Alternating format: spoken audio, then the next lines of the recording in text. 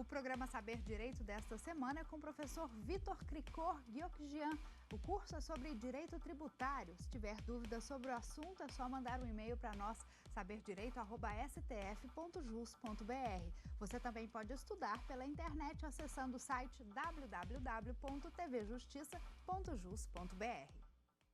Olá, meu nome é Vitor e nós estamos tratando sobre o direito tributário, em especial sobre limitações ao poder distributário. Nós estamos tratando sobre casos práticos e a aplicação de eventual sanção política para a cobrança de créditos tributários. Essa aplicação vai ser sempre modulada por alguns princípios, os princípios da razoabilidade, da proporcionalidade, aplicados a cada caso concreto. Na aula passada, nós tratamos de 3 assuntos. O primeiro é o arquivamento de atos na junta comercial com a exigência ou não de certidão de dívida negativa, de dívida fiscal. A segunda em relação ao rolamento de bens e a terceira a apreensão de mercadorias. Nós verificamos que para o arquivamento na junta comercial há a necessidade de certidão negativa de débitos fiscais. Essa necessidade vem de uma lei, a Lei 8.212 de 91. A lei posterior a essa, que trata dos registros públicos das sociedades empresárias, trouxe alguns requisitos, trouxe alguns documentos que devem acompanhar esse arquivamento e alteração na junta e não trouxe a certidão negativa de débitos. Um parágrafo único do artigo 37 diz ainda sobre a impossibilidade de exigir outros documentos. Nessa situação, verificamos que um recente julgamento do STJ decidiu pela aplicação da antinomia ou pela regra de resolver a antinomia do critério cronológico e não do critério da especialidade. Então, nesse caso, o critério cronológico venceu o critério da especialidade. Aplicou-se na situação a lei mais nova que derrogou a lei anterior que trata do mesmo tema. Então, o tribunal decidiu que não é necessária a apresentação de CND para arquivamento de atos na junta comercial. Tratamos, inclusive, na aula passada, do arrolamento de bens. Vimos que o arrolamento de bens serve para o credor se satisfazer, eventualmente, da dívida tributária. Vimos que a legalidade desse arrolamento independe da situação de existência de créditos garantidos, ou seja, créditos de qualquer situação do artigo 151 do Código Tributário Nacional. Caso haja impugnação administrativa ou reclamação administrativa, esses créditos são suspendidos, há a suspensão da exigibilidade do crédito. Mesmo assim, o arrolamento ainda é devido e é possível. Verificamos a situação também da apreensão de mercadorias e das situações em que ela é devida, das situações em que os tribunais superiores admitem a apreensão de mercadorias. Verificamos que o tribunal entende, tanto o STJ como o STF, que no caso de crime, ou seja, nos casos de contrabando e descaminho, é possível sim haver a apreensão de mercadorias. Essa situação em que não há documento fiscal, não há qualquer prova de irregularidade do ato praticado, ou seja, não é que o fisco está cobrando tributos de forma coercitiva por meio da apreensão, mas que não há qualquer documentação, o mínimo de documentação fiscal exigida para a legalidade da situação. Verificamos que a apreensão de mercadoria não é cabida quando há documentação fiscal, mas que ocorreu apenas um erro na classificação tributária da operação. Essas são as situações em que é liberada a mercadoria, ou seja, é aplicada súmula do Supremo no sentido de impossibilitar a apreensão de mercadoria para fim de cobrança tributária. Nessa aula, nós vamos tratar de um tema especial. Esse tema vai nos remeter a diversos casos que nós já tratamos no curso, ou seja, vamos verificar nos votos dos ministros que esse tema traz à baila a discussão de diversos outros casos que nós tratamos durante o curso. É o caso da indústria de cigarro. A indústria de cigarro, ela tem uma situação um pouco especial. Um dos requisitos para que a indústria de cigarro permaneça e possa continuar a operar é não dever tributos. Ou seja, não pode a indústria de cigarro infringir a obrigação tributária, seja a principal ou seja a acessória. Se ela não pode ter dívidas, se ela não pode faltar com essas obrigações, seja a principal ou a acessória, ela deve ter a sua regularidade fiscal, ou seja, deve ter todos os seus tributos em dia para operar. Esse é o tal do registro especial. O registro especial, além de uma série de requisitos de ordem técnica, prevê que há a possibilidade ou a necessidade de que a empresa tenha em dia todos os seus tributos e tenha em dia todas as suas obrigações acessórias. Vamos então começar a estudar esse caso. O registro especial de funcionamento das empresas de cigarro, ele vem tratado no artigo 1º do Decreto-Lei 1593 de 1977. É o artigo 1º do Decreto-Lei 1593 de 1977. O artigo 1º vai dizer que a fabricação de cigarros classificados em determinados códigos da tabela de IPI será exigida exclusivamente pelas empresas que, dispondo de instalações industriais adequadas, mantiverem registro especial na Secretaria da Receita Federal. Esse é o registro especial de que nós vínhamos tratando. O artigo 2º já trata das hipóteses de cancelamento desse registro especial.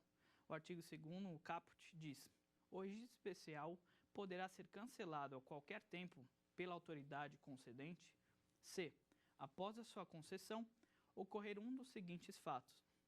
O inciso 1 fala do desatendimento dos requisitos que condicionaram a concessão do registro, né? Provavelmente aí estamos tratando de ordem técnica.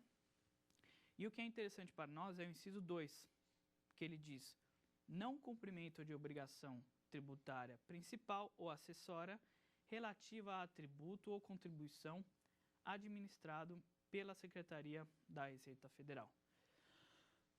Ou seja, como nós verificamos, no caso do registro especial de empresas de cigarro, para que ela possa proceder à sua atividade, ela precisa manter em dia tanto a obrigação tributária principal como a obrigação tributária acessória. Essa é a previsão do artigo 2º, inciso 2 do Decreto-Lei 1593 de 77. Pois bem, nós temos então como precedente, e esse tema é bem polêmico, o julgamento do recurso extraordinário 550-769 do STF. Repito, recurso extraordinário 550-769. Esse julgado foi da relatoria do ministro Joaquim Barbosa e foi publicado dia 22 de maio de 2013. Ou seja, é uma discussão recente e interessantíssima, que ela vai remeter a todos os casos que nós tratamos no curso. Então vamos à ementa. Constitucional tributário, sanção política, não pagamento de tributo. Indústria do cigarro, registro especial de funcionamento, cassação. Decreto-Lei 1593 de 77. Artigo 2º, inciso 2. Recurso extraordinário interposto do acórdão prolatado no TRF da 2ª Região, que reputou constitucional a exigência de rigorosa regularidade fiscal para a manutenção de registro especial para a fabricação e comercialização de cigarros. Alegada contrariedade à proibição de sanção política em matéria tributária, entendidas como qualquer restrição ao direito fundamental de exercício de atividade econômica ou profissional lícita, violação ao artigo 170 da Constituição, bem como dos princípios da proporcionalidade e da razoabilidade. Esses são, então, os argumentos normalmente utilizados pelo contribuinte nesse tipo de discussão. Nós temos a violação ao direito fundamental do exercício da atividade econômica e de comércio e a violação ao princípio da proporcionalidade, né, previsto, inclusive, como baliza no artigo 170 da Constituição. Pois bem, a orientação firmada, e esse é o julgamento do recurso extraordinário, pelo STF, rechaça a aplicação de sanção política em matéria tributária. Contudo, para se caracterizar como sanção política, a norma extraída da interpretação do artigo 2º, inciso 2, desse decreto-lei, deve atentar contra os seguintes parâmetros. Então, aqui o ministro Joaquim Barbosa traz 3 parâmetros de que essa norma deve atender. O primeiro é a relevância do valor dos créditos tributários em aberto, cujo não pagamento implica a restrição ao funcionamento da empresa. Esse caso é interessante que o STF levou em consideração o valor do tributo em aberto e não simplesmente haver tributos em aberto. O segundo é a manutenção proporcional e razoável do devido processo legal de controle do ato de aplicação da penalidade. Ou seja, essa penalidade pode ter havido ou pode ter sido submetida ao devido processo legal para a aplicação da proporcionalidade dessa medida. E um terceiro requisito é a manutenção proporcional e razoável do devido processo legal de controle de validade, mas dessa vez os créditos tributários cujo não pagamento implica a cassação do registro especial. Ou seja, o controle de validade e de constitucionalidade agora dos créditos tributários que a empresa deixou de recolher. E aí ele conclui circunstâncias que não foram demonstradas no caso em exame e nega conhecimento ao recurso extraordinário. E aí então vamos aos assuntos e argumentos interessantes suscitados nesse caso, em relação principalmente ao ministro agora Joaquim Barbosa, que é o relator da ação. A sanção política coloca desafios de 2 ordens ao controle da restrição. A primeira ordem de desafio refere-se da validade da própria restrição, como nós tratamos já agora há pouco. Como as restrições ao exercício profissional e à atividade econômica podem comprometer a própria existência da empresa ou o desempenho empresarial, a sanção política pode pôr um fim abrupto ao processo administrativo ou judicial de controle de validade da própria sanção política. Não é difícil conceber que uma empresa acossada pelo risco de fechamento opte por se submeter à exigência que asseguraria o seu funcionamento, dado seu caráter capital da pena aplicada. Ou seja, ele quer dizer aqui que, para que a empresa questione esse tipo de sanção, para ela é fundamental que ela continue operando. E, portanto, há uma exigência de que ela faça o pagamento dos seus tributos ou faça o adimplemento do tributo. Ademais, ainda que o contribuinte opte por insistir no exame de validade da norma que fundamentou o fechamento do seu estabelecimento, é inequívoco que a interrupção das atividades econômicas coloca um óbice pragmático relevante à manutenção do processo administrativo ou judicial que tem por objeto examinar a validade da sanção. Na segunda ordem de desafios, diz o ministro Joaquim Barbosa, a sanção política desestimula, pelo mesmo modo, o controle da validade da Constituição no crédito tributário. Ou seja, a interdição de estabelecimentos ou a submissão do contribuinte a regime mais gravoso de apuração tributária pode impedir a discussão administrativa ou judicial sobre o tema, pois é incontestável que uma empresa fechada terá menos recursos para manter um processo administrativo ou judicial. Dito de outro modo, a sanção política viola o direito de acesso ao Estado, seja no exercício de suas funções administrativa ou judicial, para que ele examine tanto a aplicação da penalidade como a validade do tributo.